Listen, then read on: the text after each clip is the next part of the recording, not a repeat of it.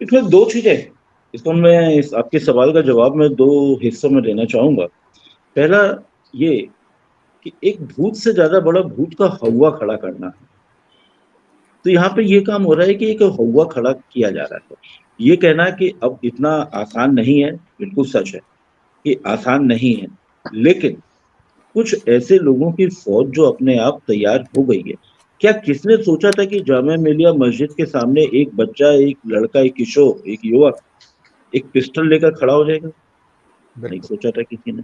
क्या किसी ने सोचा था कि जवाहरलाल नेहरू यूनिवर्सिटी में हंगामा होगा, वीडियो पे लोग कैप्चर होंगे और पुलिस अभी तक ढूंढ नहीं पाएगी?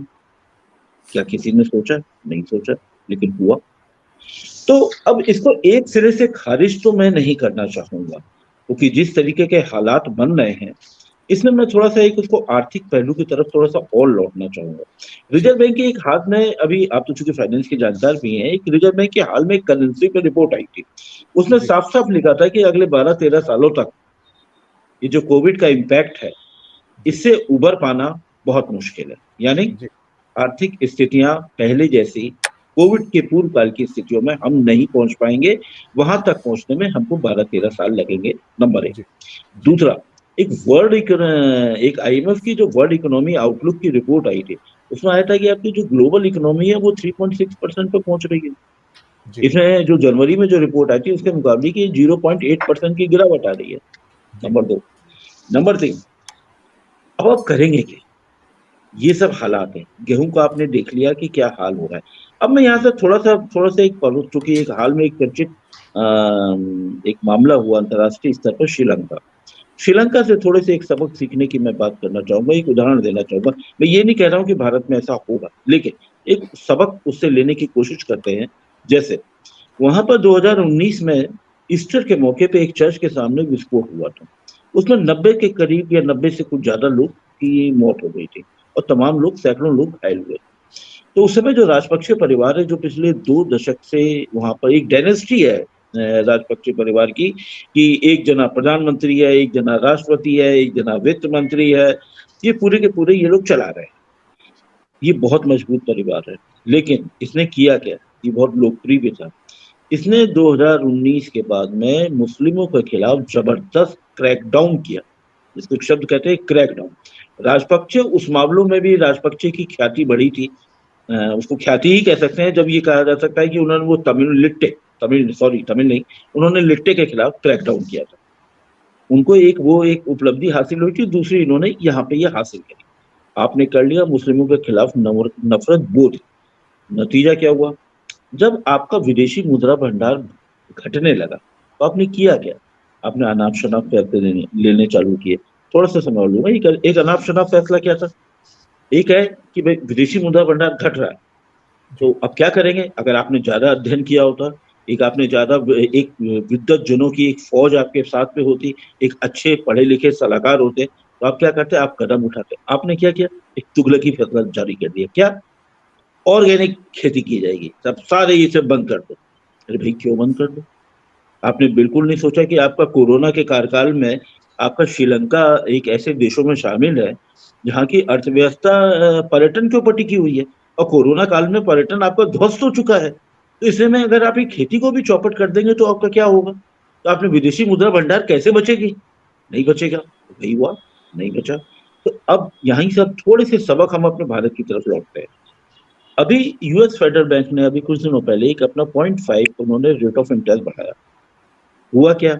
रेट ऑफ इंटरेस्ट बढ़ाने की बात उनको 5 महीने पहले से वो लोग कर रहे थे।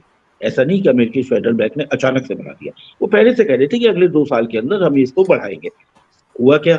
अक्टूबर से लेकर अभी तक आपकी लगभग 1.5 लाख डॉलर तो यहाँ से वापस चला गया।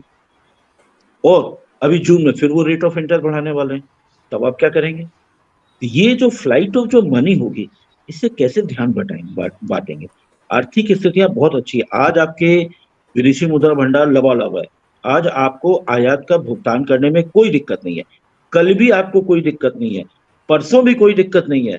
लेकिन ये जो जो मैं कह रहा हूं, जो मैं दावा कर रहा हूं कि दिक्कत नहीं है, ये बशर्ते अब इसमें राइडर चालू होते हैं। क्रूड क्रूड आपका 110 से ऊपर ना चले, 111 ना हो जाए, 135 ना हो जाए, जैसा अभी हो गया था पिछले दिनों। अगर 135 हो गया तो कितनी तेजी के साथ में हमारा विदेशी मुद्रा भंडार कम होगा। हम तो क्रूड तो 85% जरूरत है विदेश से पैदा करते हैं। दूसरा, कोयला। कोयला का भारत में समुचित भंडार है, इसमें कोई शक नहीं है। भारत में उन देशों में शामिल है जहाँ पर कोयला का बहुत सारा भंडार है। आप करेंगे क्या? कोयला आप ढुलाई नहीं कर पाए। कोयला पहली बात खुदाई नहीं कर, खनन नहीं हो पाया। दूसरा, ढुलाई नहीं कर पाए। क्या आपके कोल इंडिया के लोगों को, रेलवे के नौकरशाहों को, क्या ये नहीं पता था कि भारत में फरवरी में गर्मी आती है, बिजली की खपत बढ़ जाती है, मांग बढ़ जाती है। फरवरी में बढ़ जाती है, मार्च में बढ़ जाती है, अप्रैल में बढ़ जाती है, मई में बढ़ जाती है। तो क्या आपने फरवरी में ढुलाई नहीं करी? लेकिन अब क्या क्या आपको पता चला जवाबदेही किसके ऊपर डाली गई? क्या किसी भी हम लोगों के पैनलिस्ट या मीडिया में कोई खबर आई कि ये ढुलाई नहीं हुई, खनन नहीं हुआ फरवरी में, तो इसकी जिम्मेदारी किस विभाग की है? क्या ये खबरें आई? नहीं आई। अब यहीं से एक सवाल खड़ा होता है, जैसा आपने कहा, ये सत्ता अपने को ये साबित करना चाहती है कि वो जवाबदेही से परे है। ये बहुत बड़ा सवाल है। तो जो इसरा अभी आपने जो पहला सवाल उठाया था बिल्कुल कि क्या बिल्कुल। ये मुमकिन है तोड़ना, सवाल है कि जो सरकार जवाबदेही से अपने को परे साबित करती है। हाँ, एक मैं और वाकया आपको याद दिलाना चाहूंगा कि हमारे सुप्रीम कोर्ट के माननीय चीफ जस्टिस रमन्ना साहब ने एक बात ये कही थी कि ब्यूरोक्रेसी को भी, मतलब या कार्यपालिका को भी फैसले लेनी चाहिए। वो हमेशा वो न्यायपालिका की तरफ मुंह नहीं देखना चाहिए। ये बहुत बहुत बड़ी बात थी। तो कार्यपालिका तो हमेशा वही कर रही है। फिलहाल तो आप ये देखिए, अब जैसे अब वो हमेशा कोर्ट की आड़ में छुप जाती है। तो ये कैसे होगा? और 3 तलाक में भी वो कोर्ट की आड़ में छिपी हुई थी। वो तो कोर्ट ने कहा था ना कि आप बनाइए आदेश, आप फिर उसकी आड़ में छुप गए। आप याद करिए, जब ये सरकार 2014 में आई तो पहला फैसला क्या लिया गया? पहला फैसला लिया गया काले धन के खिलाफ में एसआईटी बनाई जाएगी। लेकिन वो तो सुप्रीम कोर्ट का पहले से आदेश था कि आपको एसआईटी बनानी थी, उसकी समय अवधि खत्म होने जा रही थी, आपको बनानी थी। तो सवाल ये है कि ये देखिए, राजनीतिक नेता आज जो आर्थिक हालात हैं, आर्थिक हालात से हम लोग को आगे बढ़ाने के लिए, जैसे भी आपने बिल्कुल सही कहा कि देश की तरक्की, दुनिया में किसी भी देश की तरक्की धर्मांधता या धर्म के आधार पर नहीं हुई है। जो भी देश दुनिया में तरक्की की है, जिन्होंने, जिन देशों ने भी, उन लोगों ने धार्मिक आधार पर तरक्की नहीं की है, धार्मिक आधार पर भेदभाव करके तरक्की नहीं करी है। उनका एक निश्चित एक रोड मैप रहा है। उस रोड मैप में जातिगत या कम्युनिटी के आधार पर उसको कोई प्रमुखता, अहमियत नहीं दी गई है। बिल्कुल तो आपने सवाल सही है कि कहा। आप करेंगे क्या? क्या बिल्कुल। मुमकिन है तोड़ना?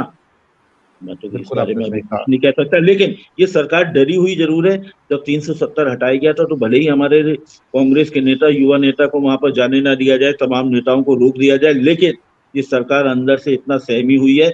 यूरोपियन यूनियन के ऐसे ऐसे एम्बेसडर्स को वहां पर दौरा कराया गया, जिनके नाम शायद अगर भाजपा के अगर सांसदों से भी पूछ लिए जाए तो उनके वो नाम नहीं बता पाएंगे कि वो आधा दर्जन वो कौन से जनप्रतिनिधि थे यूरोपियन यूनियन के, जो जी। शांति वहां पर स्थापना के वो गवाही देने गए थे, देखने गए थे।